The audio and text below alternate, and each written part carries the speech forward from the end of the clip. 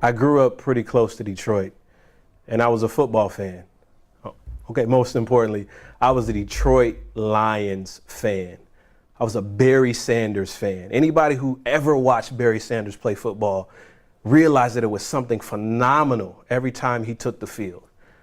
But I was disappointed, like much of Detroit was, when Barry retired. It was early, 30, maybe 31. He had 4, 5, maybe 6 awesome years of football left. He could break any tackle. He was going to break every rushing record, but he quit. He walked away from the game.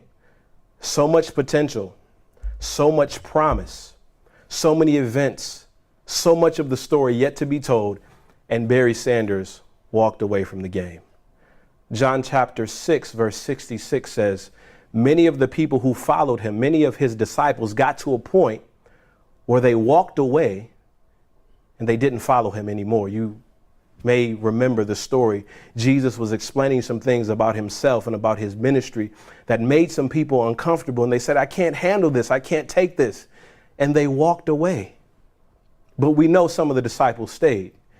We know that Acts says, when talking about the disciples, that the same people who turned the world upside down are now here. I wonder what it would have been like if I had walked away from Jesus, if I had walked away from the opportunity, and then years later watching the disciples do awesome things that turned the world upside down.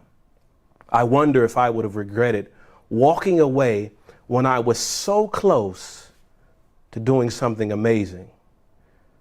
I wonder if Barry ever looks back and thinks, man, if I had only stayed a couple more years, how many more records could I have broken? How much more could I have accomplished? How much of the story would go on?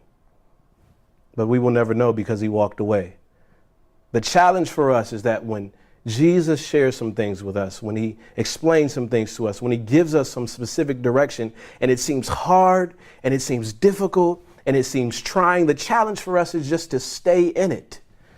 Because scripture shows those who stay in there, who hang in there with Jesus, get to turn the world upside down. And those who don't,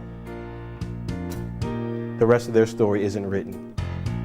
Hang in there with Jesus and let him allow you to turn the world upside down.